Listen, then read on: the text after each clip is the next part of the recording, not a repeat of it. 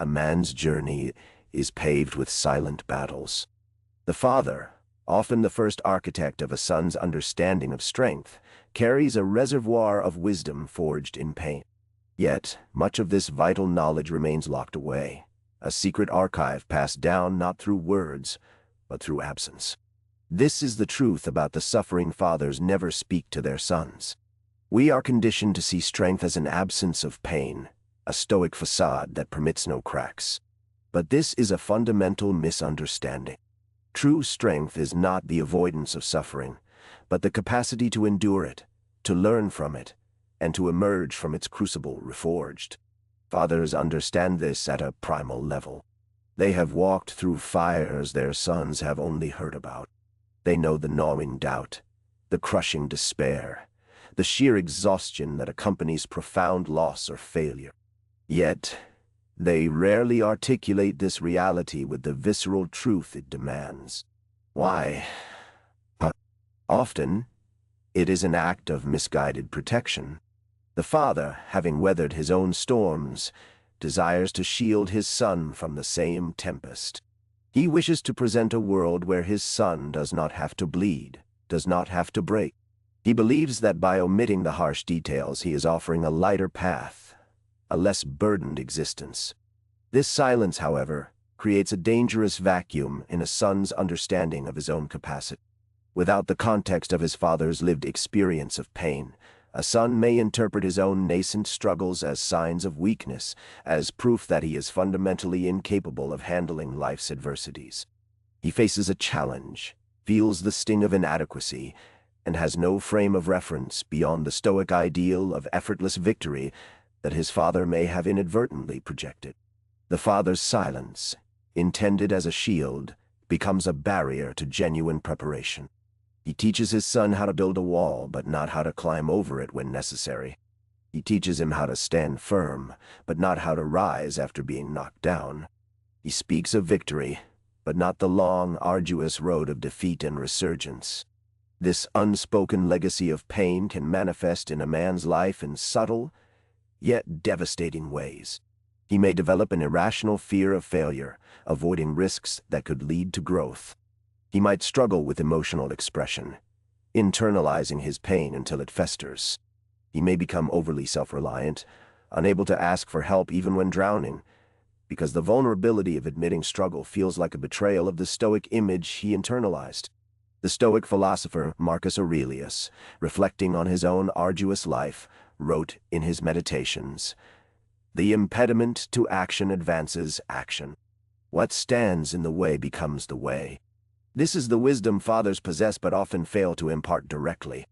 They have learned that the obstacles, the pain, the failures are not deviations from the path, but the path itself.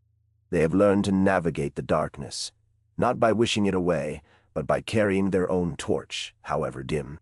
The father who speaks only of the destination, the success, the reward, fails to equip his son with the navigation tools for the journey.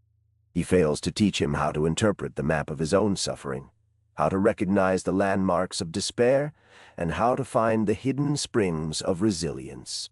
He offers a facade of invincibility which crumbles under the first real onslaught. The son is left adrift, confused by the intensity of his own inner turmoil, believing himself uniquely broken. Consider the soldier. He is trained not just in combat, but in enduring hardship, in moving past injury, in functioning under immense psychological pressure. His instructors do not merely tell him he will win. They simulate the conditions of defeat, of exhaustion, of loss, so that he can learn to fight through them. A father's role should be similar. He must prepare his son for the psychological and emotional rigmarole of life's battles. This doesn't mean burdening him with a father's regrets or anxieties. It means sharing the hard-won knowledge that pain is inevitable but not insurmountable. It means articulating that vulnerability is not weakness, but a prerequisite for authentic connection and growth.